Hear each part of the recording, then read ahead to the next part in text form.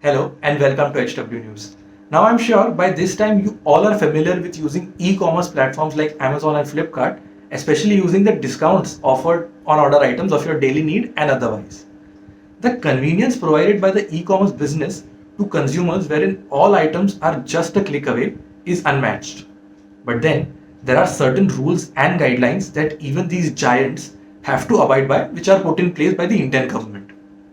And this is why, over the last few days, the e commerce industry in India, including all platforms, seems to be miffed with the new draft rules that they call stringent in nature, announced for the regulation by the government of India.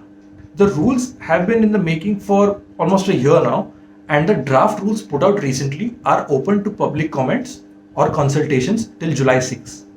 So in this video, we will look at what are these draft rules exactly, the concerns behind some provisions, and what it means for you, the consumer, in terms of the shopping experience on these platforms. Let's begin. Now, these rules were brought in by the government primarily with an eye on consumer protection and to have a regulatory mechanism in place to check consumer frauds and unfair trade practices. In fact, these rules were notified by the Consumer Affairs Ministry in July 2020, and since then, after holding widespread industry consultation, the government has come up with another draft that was released a few days back. Once approved, these will be applicable to all models and companies of e-commerce, domestic or international. So the first key highlight of these rules that caused much confusion is the ban on flash sales. A flash sale is a discount or promotion offered by an e-commerce store for a short period of time. The quantity of the product is limited, which often means the discounts are higher or more significant than just regular promotions. The time limit and limited availability entices customers to buy on the spot and indulge in impulse buying to get expensive items at a cheaper rate. You will often see such flash sale ads when you browse on several e-commerce websites. Late on Monday night, the government issued a clarification that flash sales were not banned as stated in their notification. It said that conventional flash sales will be allowed. The clarification said, that I'm quoting here, only specific flash sales or back-to-back sales which limit customer choice, increase prices, and prevent a level playing field are not allowed. Seems confusing, doesn't it? Let me explain this ambiguity with an example.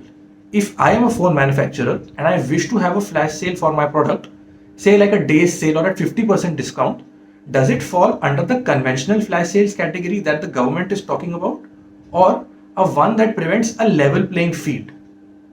The second problematic issue for e-commerce businesses is the fallback liability rule. Under this rule, e-commerce firms will be held liable in case a seller on their platform fails to deliver goods or services due to negligent conduct which causes loss to the customer. In several cases, when problems arise with goods purchased from their marketplaces, e-commerce platforms direct the consumers to the respective sellers to solve any grievance that they might have. Now, with the fallback liability, consumers will be able to reach out to the platform directly. In a similar rule to the controversial IT rules for social media companies, e-commerce firms also have to appoint a compliance officer, a nodal contact person, and a grievance officers to make sure these government rules are adhered to. They will also have to give the desired information to government agencies for investigation or any other purpose within 72 hours of the receipt of an order from the said authority. The big push by the government through these rules for customers especially is for the Make in India initiative. The earlier version of the draft required the platforms to only list the details of the importer of the goods. However, the current draft requires them to identify goods based on their country of origin, provide suggestions to customers of alternatives among the Indian manufactured goods, and ensure the ranking does not discriminate against domestic goods. Although these are draft rules that have been put out, one doesn't expect a major overhaul of these in the final draft, if approved, of course.